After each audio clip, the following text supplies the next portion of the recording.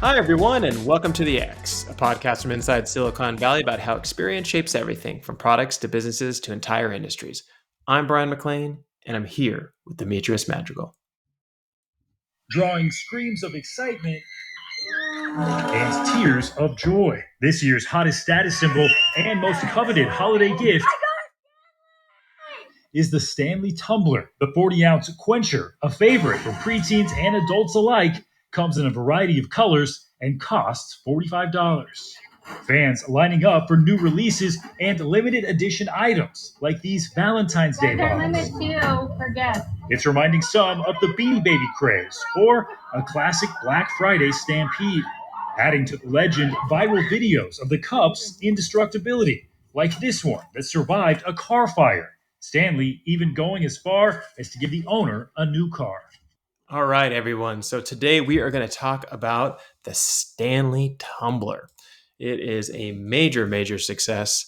It is going viral. It is a frenzy. It is crazy. So we thought it'd be fun to jump into it because, especially UXers looking at product, we find it super interesting to kind of explore it and see what this is all about. Good morning, Dee. Do you have your Tumbler with you? I have. I've been using it for the past day or so since we got it from Amazon. I'm like, oh, yeah, okay, this is a good mug. I don't. I must be getting old because when you were like, oh, the Stanley Cup, and I was like, hockey, and you're like, no. There's this Stanley like reusable water bottle that everybody's going crazy over, and I was like, how crazy could they really be going over a water bottle? But it's quite a thing. Oh, absolutely. Yeah. It's all over the place. I mean, the reason why I thought it'd be fun to do this podcast was because I was doing drop off at the school. So every morning, a bunch of parents get together, we hang out, we talk for 15, 20 minutes while the kids are playing, and then they head off to go to class. And a couple of parents came in and they were like, we got our Stanley Cups. And I was like, what? And, they were just talking about how excited that they were that they got the limited edition pink Stanley mugs that or tumblers that are, I think they were released at Target. And then there was also some that were released other places, and they were super excited about it. We started talking about it, and they just thought it was super fun, just something fun to kind of engage on. And then I started doing some research on it, and I was like, whoa, this is a really big story. This is actually a really interesting story about listening to your customer, about user experience, about brand value, courage to change your brand. So I want to jump in and I want to talk about this a little bit. I also have a cat with me today because he keeps screaming. So if everybody wants to see my cat, Mr. Cosmo, looks, he's walking all over. He's going to have to quietly sit with us today. So the brand Stanley has basically been around for 110 years. And they started by building thermoses for construction workers. At the time, all the bottles were glass and workers would break them. So they decided to build a better mousetrap and make a stainless steel one that can seal up, keep everything warm, doesn't break. You could take it to the construction site, and it was a success. I mean, people loved it, and they only marketed this really to men. It wasn't really marketed to women at all. So let's kind of go down the timeline here a little bit. So let's fast forward to 2007, and Stanley decides it's going to start releasing new products. And so they started releasing things like flasks and barware and cups and things like that. And they were doing pretty good, not like crazy, successful like this. And then in 2016, they released the Quencher. Now, interestingly, the design of the Quencher, and you could tell if you're, watching this on video, if I flip it upside down, was basically the thermos flipped on its head. So it's kind of a creative, cool way of thinking about the product itself, but it also had a lot of utility to it, which Dee and I will talk about. During this time period, Stanley brought in Terrence Riley, and he became their new president in 2020. And he was previously the chief marketing officer over at Crocs. And he got really good and very experienced in pushing limited drop models. So Crocs started to not do so well for a while, and then they started releasing limited models. They started picking up steam, started getting kind of this viral following around them, and Crocs ended up doing really well and still is doing very well today. So they brought him in, and one of the things that he said was there was actually no effort really to send the Quencher to the moon, to really build a ton of excitement around it. And the product itself really wasn't doing that well. It was just kind of lackluster sales. And ultimately, and I'm going to weave all this together as we move along here, but is that he kind of embraced what he learned from users, and did a lot of different things that we're going to talk about, like adding pastel colors and really kind of jumping in on the viral movement of the mug and things like that. And it really took off like a rocket. So, Dee, any thoughts on any of this stuff? I know we were talking earlier, you had some interesting insights from some of the research you were digging into kind of the history a little bit. Well, I didn't dig into it quite as much as you. I think I kind of wanted to kind of like learn about it through the podcast a little bit, but it was interesting that the founder of Stanley Cups, William Stanley Jr., founded the company in 1913. His son was the Harold Stanley, who founded Morgan Stanley with J.P. Morgan. So this is apparently a family who has stayed active and done quite a few things throughout the history of our Yeah, I country. mean, this company being around for this long and then releasing new product lines and stuff like that, it takes bravery. And we'll talk about how that actually unfolded, because I want to talk about how this actually took off. So I did a very deep dive, and I kind of read everything I could possibly read, explored everything I could possibly explore to really talk about this topic, and I kind of pieced it all together. So let's jump into that, because I think that's where most of the interest is for us. So the mug, with all its craze, is basically the 40-ounce quencher. So the one that we're holding right here, if you could see in the video, is the 30-ounce quencher. It's plenty big enough for me, but the 40 ounce is the one that's really, really big. And like I said before, at first, the sales of the 40-ounce quencher was kind of a flop. And what happened was a group of moms that run a site called the Buy Guide in 2017, based out of Utah, they made a post, and it was called 40 Ounces of Perfection. And at the time, the product was potentially going to be retired or just kind of pushed to the side. But the Buy Guide team sent the bottle to Emily Maynard from the show The Bachelor, and she started using it, and it kind of went viral. And they really held on to this idea that this is literally the perfect mug. It has everything that you can possibly need, everything that you can possibly want. It's functional, it's amazing, and really kind of doubled down on it. The team bought about 5,000 of these cups, or I should call them tumblers, I'll call them cups, to sell on their site, and they sold them all out in 5 days. So this kind of got the attention of Stanley, and Stanley leaned into it with social media. They partnered with the Buy Guide to establish affiliate marketing and kind of learn from them. And what the Buy Guide women were saying is that at first, when they spoke with Stanley, they really struggled with going against their kind of tough, rugged brand.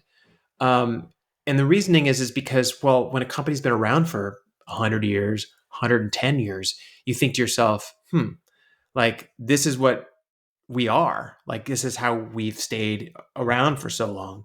But over time, what they decided was to give it a shot, and that it wasn't going to erode that side of the brand. This would be kind of just a new side of the brand of like embracing these tumblers, but embracing them with the things that moms would want, the things that a more feminine side would want, like different colors, pastel colors, things like that, and really worked with them to kind of get through them. And the president of the company at the time, I mean, he's still there right now, he said they were completely right. They started producing pastel colors, and they sold all of them out in 3 weeks. So it was a huge, huge success. So based on his experience, the president's experience with Crocs, when you see that type of kind of boost or movement, you double down, you triple down, you just go, go heavy. So Stanley really pushed the excitement further, and they started doing limited drops with Starbucks and Target and celebrities, and it went nuts on TikTok. And that's basically where it actually started to really roll quickly down the hill, and as well as other platforms. But TikTok was really the big one, and they had got to a point where so many people were buying these mugs that they had to limit the number that you could buy online to 2 per order, because they didn't want people just buying mass amounts of them and kind of like reselling them and things like that. They wanted to give all of their customers the opportunity to own one. So that was kind of a smart move on their part, because it really kind of broadened the number of people that were involved. And then the internet started asking for changes. They started listening to their users. This is something that we really love.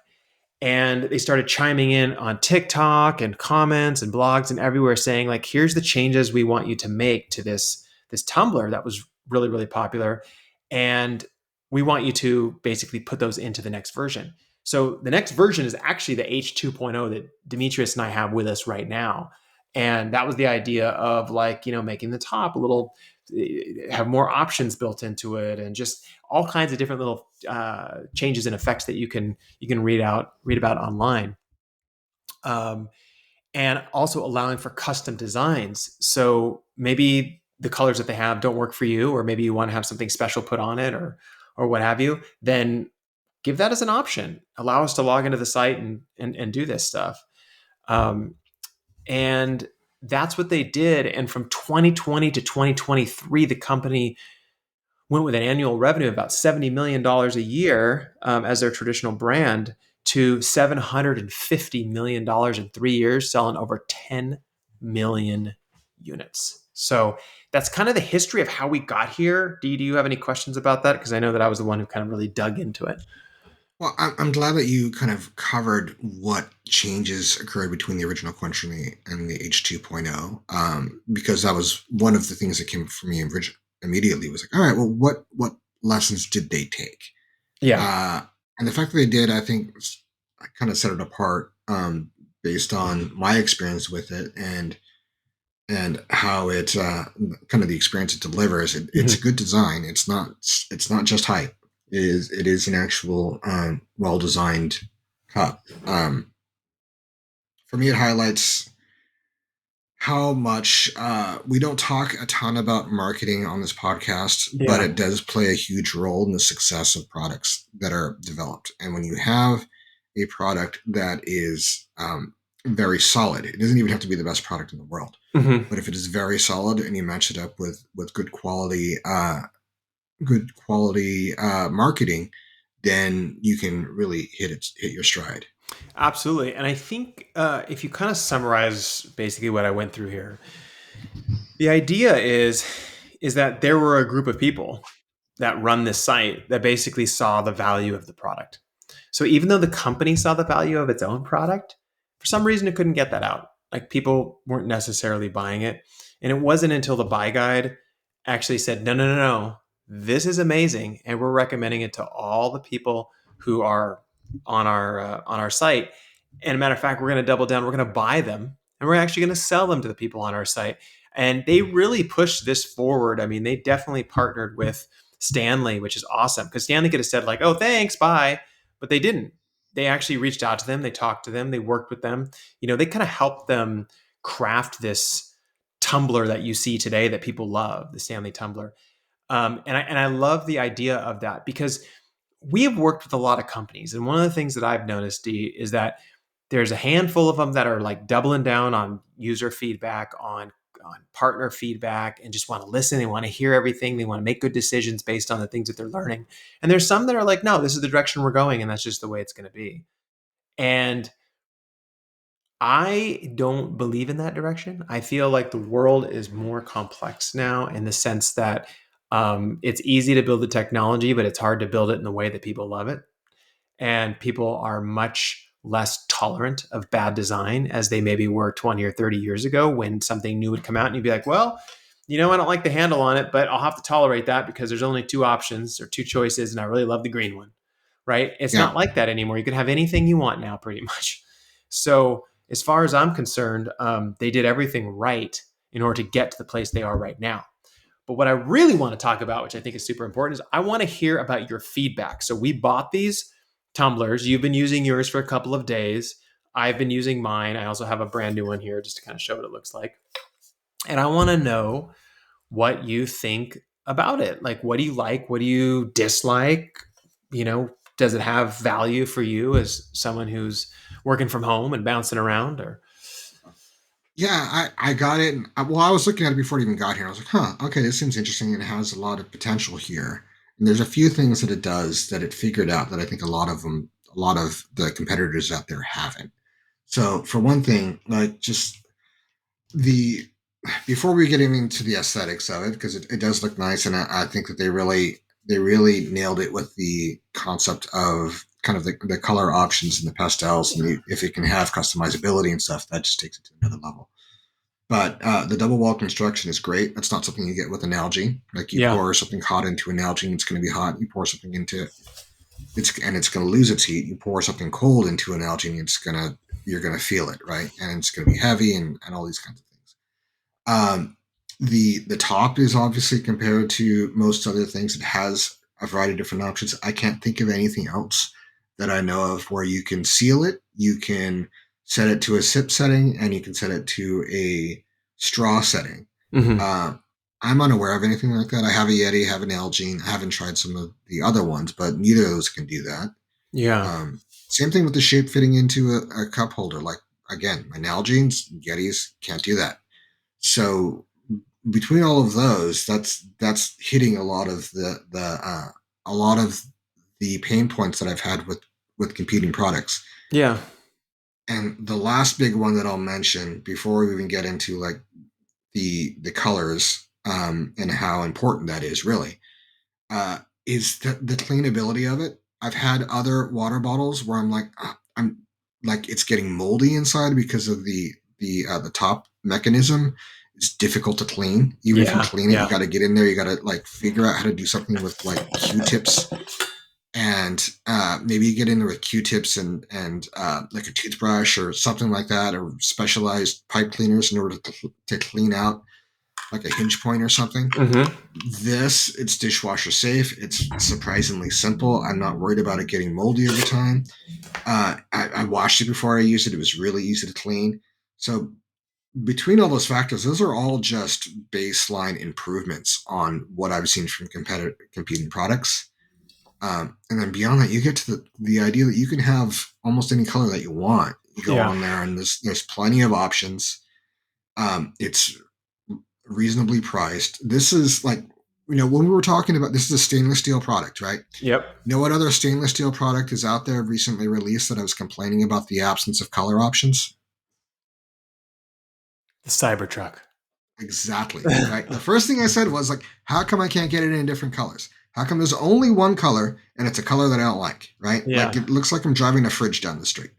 So the idea that they're like, okay, you can have different color options. You're not locked into looking like Yeah. everybody else in this conformist concept really works for me. And I'll call out another company. It's a very good company. I've said very nice things about it. But you know very well that I have criticisms of it. Apple, for a long time, was not taking into account the feedback and criticism from their customers with the touch bar, with a few other features. Mm-hmm. And they recently released their most recent version of the MacBook Pros, stepped back on the touch bar and went back to physical keys and things. And Yeah. almost everybody I know, and the MagSafe, I believe, almost everybody I know who's a big Mac fan was like, oh, thank God they don't have to deal with that. Yeah. Because they finally listened to their customers after a long period of time saying like, no, we know better than you. Yeah, I mean, you make a really good point on all those areas. I mean, the one thing you didn't touch on, which I'm curious about, is that I was looking at the documentation on it. It says it'll keep something 9 hours cold or 40 hours if it's iced. Oh, That's that's really pretty impressive. good. That's very good. That's really good. And 5 hours hot. So one of the things that I love about Yeti, so I'm a huge Yeti fan, is that I will put hot coffee in the Yeti, leave it in my car, and literally 4 hours later, I'll walk in and have a hot cup of coffee in my car. Like Mm-hmm. that's crazy to me. I mean, it's great. I mean, it's because of the double wall design and all that other stuff. But like, when I look at that, I go, wow, like, they're hitting all of the major points, like you mentioned, like dishwasher safe and like BPA free and like, double walled insulation, 5 hours hot for it. So they're hitting all the things that you have to hit. Okay, right. I call those the basics, right? But then there's a couple of other things I wanted to point out that I noticed that I thought were pretty cool. Okay, so first of all, if you take the cup and you actually flip it upside down and you look, they put an Allen screw on both sides of the handle. So I suspect, even though I haven't tried, that I can just pop the handle off and no longer need the handle anymore if I don't want it. Mm, That's pretty that's rad. That gives a modular component to it that hmm I don't see on all of them. Some of them are kind of like what do you call it, spot welded together, or like yeah, or it's and it's well, in the inner it's also wall. replaceable if something happens to it, It's right? Like replaceable. Yep. you can swap out the handle. You could potentially, if you got two different colored ones, or maybe you can buy handles separately. You can swap it out so you can have a different color combination if you wanted to. Mm-hmm. Yeah. And the handle feels really substantial. It feels strong. It's Okay. I plastic. also want to talk about one other thing, though. You said the handle, it feels really, really strong, really good. Do you remember when we did a study about 10, maybe 12 years ago, and we were looking at styluses and we Oh were yeah, comparing a whole series of them? And we had all these users come in and they got to try out all the different styli. I don't know what you call it. yeah. And they got to try them all out. And one of them happened to have this particular type of texture on it. hmm And even though the product was larger and it was more expensive, they all made a comment about how amazing it felt in their hand. This is the same texture. And when I Yeah. hold it, it makes me feel comfortable. Like I'm like, oh, I love this. It feels so good. hmm Right. So they tapped into that as well, which I think is awesome. And they did a great job with materials in general. And it's stainless steel. It feels like it's powder coated, which means it's going to last for quite a while. And another interesting part of the story. So we talked quite a bit about the design. Yeah. Again, I think you're going to see a lot of the competitors catch up. Quick Sure. question: with the Yeti that you have, Uh huh. I have seven um, of them, but yeah, go ahead. Which one? Which one? do they fit the one that sounds like you take it surfing with you with their hot cup Yeah. of coffee? Does it fit in the cup holder of your car? Because mine does not. Yes. So I have one that fits in the cup holder and the rest of them do not. And it Okay. drives me freaking crazy because the one that has a handle on it that you can put hot soup in is just wider than the cup holder, and it makes my brain want to explode because I had this Yeah. genius idea that if I get up and I go to do some sort of water sport, paddleboarding, whatever it is, that I can put hot Lipton soup in there, leave it in the car, and then when I get out, drink hot Lipton soup. And yes, I can do it. I put it on the floor and it sits there. It's fine. I know someone's going to complain, be like, "Oh, you're so lazy. Why don't you just leave it on the floor?" Yes, I can do that. That's what I do now. But wouldn't it be great if I can actually take that and put it in the cup holder where it Yeah. belongs? Well, here's the thing, right? Here's the thing that I would ask somebody if I was in a design meeting with someone and they said, "Oh, hey, we want to have this shape and things," and like, I know it doesn't fit into the cup holder. I would ask them, "All right, well, what are the design advantages of it not fitting in a cup holder? What? Why Yes. would you do that?" Great question. I can't think of any reason, and I would be surprised if they could too. Well, it's all through volume, D. So basically what they're saying Yeah. is if we want to achieve the volume, you either have to go wider or taller. So for whatever reason they don't want to go taller, they want to go wider. Well, the ones I have seem like they're very reminiscent, and they're designed to be reminiscent of like a coffee mug, Yeah. which is great, but it doesn't fit in anything, right? Yeah. So they're designed for camping and stuff, which is fine. But like, if I'm sitting at my camp chair, which is made of fiber and has a like a cup holder in it, that's not going to fit in it. I just have to hold it the whole time. Well, let me tell you So something right now. If my cup does not fit in a camp chair cup holder, my brain is going to explode. yeah, Because when you go camping, you bring those cups and everything. I've had this happen. You're saying this, and I'm joking when I say this, but if the truth is that I've had it happen where I'm sitting outside of a sporting event, waiting, until the event was over, and my cup still has to sit between my feet on the ground because it doesn't fit inside of my. yeah, I'm like, how is this even humanly possible that someone would do this? right. It becomes like, why, why are you designing it like this? Like, just fit it into this shape. I have plenty of alternative stuff that fits into this shape, and it's fine. There's no trade off that I can see. Yeah. One of the things I thought was really neat, and I think I'd mentioned it to you, earlier when we were talking or whatever, is I just love the idea that when you do flip this thing over, it does look like the traditional Stanley. Um, what do they call it? It's the Stanley It's technically called a vacuum flask, I think is the vacuum technical flask. term. Yeah. Yeah. Yeah. Yeah. It's, most of us refer to it as a thermos, although thermos Yeah. is a brand. Yeah. But yeah, that's The kind of what it vacuum flask. is. Yeah. Mhm. So it's very cool in that sense. Also, durability. Have you ever thrown one of these things? Because I did. I Yeah, you feel tossed like it on purpose. I tossed it to see what would happen. it feels like I can club somebody to death with this, especially when it's full of fluid. Yeah. So I took it, I flipped it upside down, and I threw it outside my door. And it bounced all over the place. I picked it up, had a few scratches on it, but it doesn't dent or anything like that. So that's really awesome. And then also, I don't know if you heard, there was a viral video of where, which you heard kind of in the intro that we were playing from the Not the CBS news report. fire. Yeah, so a car basically Yep. caught on fire. The entire car like burned up, except for the Stanley Cup was sitting there, and it was in good standing. And Oh so yeah. Stanley jumped on that opportunity and bought the person a brand new car. That's great PR and great marketing. So when you were telling the story and the fact that this, which is a good product, is a well-made good product, almost failed and they almost canceled it Yeah. until it found some marketing legs. Yep. And that it reminds me of a few things. One is kind of just like there is a lesson learned as far as you can build the best product in the world, but if nobody knows about it, then it just goes away. It just disappears. So this So is contrary, though, to like what other people say. So other people say, well, if you're building the best product in the world, it only takes a couple of people having it. It's going to spread virally, and everyone's going to want to buy it word of mouth because it's so great. And I'm like, I don't think that's the case. I think you could well, build a great product and people don't know about it. well, people will point to certain examples, and it's true. If you build a great product, and if it gets picked up, it can, but you're not giving it its best chance. It's just the truth. It can happen, and there are examples of it happening, of it getting picked up, somebody finding it, and with no marketing, it becoming huge. There are examples, and it can happen. But there are there are many more examples I can guarantee you of products that came out, they weren't marketed properly, and they didn't do well. A couple of them. Shawshank Redemption, right? It's a Yeah, movie that's true. considered by many to be one of the best movies ever made, right? It's tops plenty of lists. Did horribly in the theater when it came out. If you look Mhm. up its numbers, it did terribly. I think it didn't make its money back on its initial theatrical run. It didn't get picked up until later when it was. I think it was because it got a lot of award buzz, but it didn't win very many awards. Yeah. Um, I don't think it was until it started showing up on cable TV that people started realizing, like, oh, I can watch this for free, and I love this movie. Yep. So that was where it got the exposure opportunity. There's another example that I don't know if a lot of people are aware of, but Fortnite, which has become a massive craze, Hmm. came out, I believe, 2 years before it became popular, and it kind of languished as a single player game, and with like I think it had a little bit of a multiplayer aspect to it. Yeah.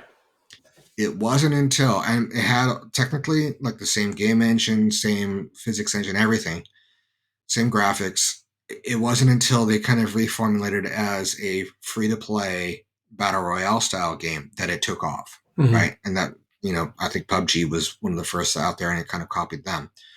But it had kind of what it took in order for it to reach that level, which is exposure on top of it. So when you're even going through the product, for us, when we're going through the product design phase, we are already thinking about like how is this thing going to get marketed? Who's it Hmm. going to get it marketed to? What do they need to know in order for it to say like this is going to be a successful product?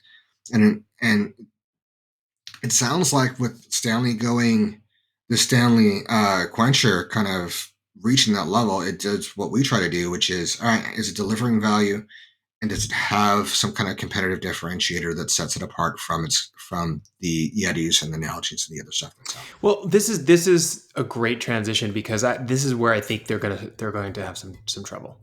Is that when I look at these tumblers, like if you go over to, don't go to like a Target. I mean, they have a lot over at Target. I mean, you can look at them over there, but go to a place like a Home Goods, a Marshalls, kind of a discount store, and go over to the tumbler section, and you will find a ton of these like off-brand knockoffs that look exactly like, the Yeti, the Stanleys, that kind of stuff. And to me, it's always a red flag. It's like a warning. It's a shot over the bow, right? Like, you better focus on brand and not focused on only having like all of the user needs met. Because once the user needs are met and everybody loves your product, then they kind of stick with you for brand. Because one could say, Bryan, why do you have 7 Yetis? Well, part of it is we got some for free, right? And part of it is because Yeti's brand of having quality, and also I just like what they represent, and they tend to sponsor a lot of the events that I like to go to. It's like they follow in the brand ecosystem that I enjoy, right? And so I stick with it. I don't necessarily seek out a knockoff brand just to have a mug that can keep my stuff warm. So where I think Stanley needs to be concerned is that prior to Stanley, and not everyone might know this, but Swell was one of the first ones that really took off, and every corporate company gave away Swell, water containers and things like that. And people were like, "Oh my god, I love them!" And then after Swell was Nalgene. There was a huge Nalgene run for the workout community, and then after that was Hydro Flask. Ooh, Hydro Flask was super popular at one point, and then it was, Yeti, and Yeti's kind of kept consistent kind of through that whole thing. And now here we are with Stanley. So in 3 years' time, could people be like, I love my Stanley, but there's this new craze and I kind of want to follow that? Yeah, absolutely. But where I think Stanley can do really, really well is if they continue to focus on the user experience, they can focus on the brand, but more importantly, tying user experience to brand. Make sure you are the brand that listens to their user. Make sure they feel like their customer knows that they are listening, they are with them on this journey, and they're building for them. And that includes both sides, right? The construction worker / sports enthusiast kind of male market that they're hitting on their traditional side. And then on the more quote unquote female side, or, mom groups or whatever it was that kind of created the craze around it. I mean, I say parent groups because, half the people at my school that take care of the kid full time are men and the other half are women. So it doesn't really matter, but it's kind of like I'm in my car, I'm jamming to school, I'm jamming home, I'm jamming to appointments, I'm jamming to work. And then I got my big tumbler with me filled with whatever beverage you desire. It is interesting. I look at some of the Hydro Flask stuff. When you were talking, I was like, oh, I think I owned one of those. So I looked back at it, and the one I had, you owned them all. I don't know. I've always been. It's odd. Like, you don't think about it until something like this happens. But yeah, I've been looking for one that suits me really well for quite a while, and it's been like, oh, I got this one. I'll see how it works, and then I suffer through it. And I'm like, I'm tired of this, right? I got to the point where I was like, all right, well, I'm just gonna get a normal water bottle and just refill it rather than like buying a high end one and just deal with it, right? And the one that I had for the Hydro Flask, I had a lot of the issues that we talked about. It didn't fit in the cup holder. It had a flip out straw, so it got that moldy thing. Like, I looked at it online right now, and it's actually sold alongside a. Hey, here's a special brush that you can get, so you can try to clean it out so it won't get moldy at the flip cup thing. And I started looking around more, and they actually have what looks like a Stanley Tumbler Quencher kind of inspired version of it, but has a straw up the top, and it's got the handle, and they call out that it fits in your cup holder. So we're already seeing it, that other brands will do it, will kind of come along, and I think we'll see it more. So I think we're getting into kind of predictions now. Do you I have one other thing to say. Is that I have a question for you. How much do you think this meteoric rise of Stanley is associated with just people having fun with the craze of wanting to get the limited drops and, looking cool and that kind of stuff, versus it kind of hits all the need points? I think they go together. I think if you the way to put yourself in the best possible position from a product standpoint is to do something that can do both, right? So it is something that hits all, that is a solid quality product that is not all hype, and then you have some people who discover it and love it, and they can help drive the hype of it. So, like one example, I'm a football fan, and the 49ers are doing really well. As of we're recording this, they've qualified for the Super Bowl. Now, their fullback, one of their players, his name is Kyle Juszczyk. His wife has been developing like basically couture clothes that are made out of jerseys, out Yeah. of football jerseys. One of the ones that she's made was a custom Travis Kelsey coat that was for Taylor Swift. Yeah. I And heard Taylor about that. Swift wore it to a playoff game. And now this woman who just makes these clothes in her basement apparently is blowing up. And I saw a interview with her husband, who will probably go to the Hall of Fame one day, about how popular her line of clothes have become. Uh-huh. And it's because she developed something that was unique, something that was a good, solid product that fits the needs and has great aesthetics, and also got in the hands, or positioned it properly so that it would blow up from a marketing and virality Dude, I'm going to jump perspective. on what you just said there. I've had multiple Mm-hmm. people tell me, women, that said that brand and those clothes are absolutely amazing Mm-hmm. because they said if you walk, and I thought it was great. They said simply as this, super clean user need. They said if you walk into the NFL store and you want to get something fun to wear to a game, it's the same old crap. It's like Yes. you could buy a sweatshirt, a t-shirt, or a jersey. Oh, and by the way, if you want to get something for a woman, their assumption is here's pink, right? Like they're just not doing anything couture and unique and interesting from their perspective. And they said, so when they saw what she was doing, they were like, oh, I'm all in. Like, that's Yeah. awesome. What a killer brand. Like that, I would buy NFL gear. So because it would look like that rather than buying NFL gear just to buy it. Yeah.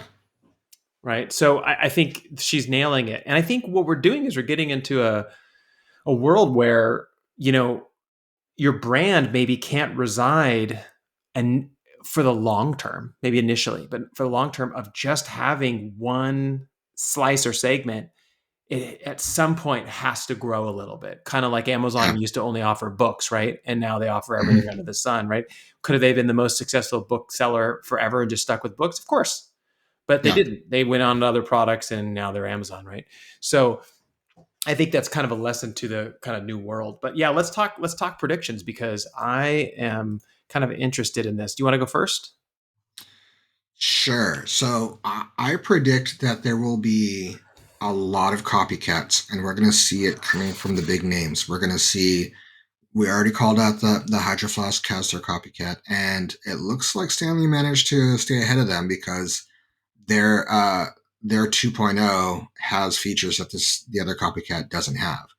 So that I think is we're going to see a similar version from Nalgene, from Mhm. Yeti, from all the big brands, and it looks like Stanley has already kind of acknowledged this and has tried to stay in front of them. So we might see a little bit of an arms race Mhm. um, between like, okay, well, let's see what we can do to the next thing and the next thing. It'll eventually plateau, but I think we're going to see a burst of activity in this space. And I think that people will say, people who are big Yeti guys or women will say, "Oh, okay, I'm waiting for the Yeti version of this Yeah. to come out, and I'll get that because they're really tight on the brand." But I think it'll be something that's going to have a burst of activity for a few years. Okay. So I have a couple predictions actually associated with that. So one is I think the brand is going to become a lot stronger because of it, not just because they had this 3 year pop, 3.5 year pop of people loving this particular Tumblr, but because they did it right. They actually listened to the user. They were empathetic. They were supporting people who'd lost them and wanted new ones. They were taking care of that person whose car, burned out. Like they're doing all the right things that you would do if you wanted to kind of strengthen the overall brand for the long term. I think also this is going to increase the quality of all the products. So I think they're all going to be Yes. elevated. So like kind of like you were saying, like I think this sets the new bar, and now everybody's got to kind of move up, including Stanley, right? And that's great. That means we're all going to have like better products, and all those old ones are going to end up, you know, sitting in our closets or something like that eventually. Um, I also think that they will probably expand very strategically to other items that support working parents and embracing basically the the brand of the tumbler. So they might look at it and say, okay, well, I carry a tumbler, but I also carry this um, lunchbox or whatever. Now I want the Stanley lunchbox, and now I want the Stanley ice chest, and now I want the Stanley Hmm. chair. I don't know what they're going to get into, but I can feel like they're going to kind of wrap it around its own sub brand so that when you Hmm. buy one thing, you end up upselling and basically buying these other things because you want all the pieces to go together, Yeah, it all which I think hits a is genius. category, right? Yeah. And it's all within a category. And I think that overall will basically elevate this brand and keep it where it's at. I don't think you're going to see like, oh, they made $70 million and now they're making 750 million, suddenly back down to 70 million. I don't think that's going to happen. I think Yeah. they may see a slump at some point just because of the fact that competitors are coming in. But I think they did all the right things with their brand. And I'm, super stoked for them that they were able to do this, especially after being in business for 110 years. Ultimately, like it is incredibly difficult to take an old brand and kind of reform it, right? It's like when I Hmm. say to somebody, maybe our age or a little bit longer, and I say the word IBM or the term IBM or something, right? Immediately they're like, oh, the old mainframe computers or whatever. As new people enter into a market, right, you have this opportunity to rebrand the company. And I think that's done with user connection. And so Yeah. I think we're going to see a tighter user connection and also going to see better products because of it. So that's kind of where I'm at. I think I'm excited for them. And I can't Yeah. wait to see what else is going to happen in the next year or so. I think you have some really good points, and I think that it would be very smart for Stanley to look at everything that Yeti makes. Mm-hmm. Yeti makes things like ice chests and things like that, and say, hey, I bet we can do what we did with our quencher by taking the same design philosophy and apply it to coolers because we know that everything that that category of people who are outside and doing things and that Yeti tackles, we can do the same thing. And ideally, what could happen is that we'll start to see, like I said, there'll be a bit of an arms race, and there'll be people ideally saying, like, what other products in our line can we bring this design philosophy to Mm-hmm. in order to elevate them? And we can start seeing a new generation of coolers or camp chairs or those kinds of things. Absolutely. Yeah. Just as a side note, did you know that with Yeti, um, I heard the other day that one of the original kind of like inspirations of building the Yeti cooler was the fact that the two guys who started with fishermen and they would bring their coolers onto the boat and then they would want to stand on top of the coolers when they were Hmm. casting Hmm. and stuff, but the cooler would break, right? And it wouldn't also Yeah. hold their stuff for very long. And so they were like, wait a minute, why don't we just make it more durable, last longer? Like they started, and that's how Yeti was formed. It was formed through need driven user feedback basically Yeah. from the founders. And so people should keep that in mind, especially when they're developing their own products. So yeah, this was fun, D. We should do more products like this. I think us actually testing the products, playing with them and that kind of stuff. I think our listeners might enjoy our analyses like this. So if you guys are listening and you like this type of content, please make a comment or like it, let us know, and we will follow it. Also, thank you so much for listening to us today. Really appreciate it. We post all of our updates and video versions of the podcast on YouTube at the X Podcast. That's the X Podcast. So please go to our channel and subscribe or just listen on whatever podcast platform you use. Thanks, everyone, and we will see you all next week.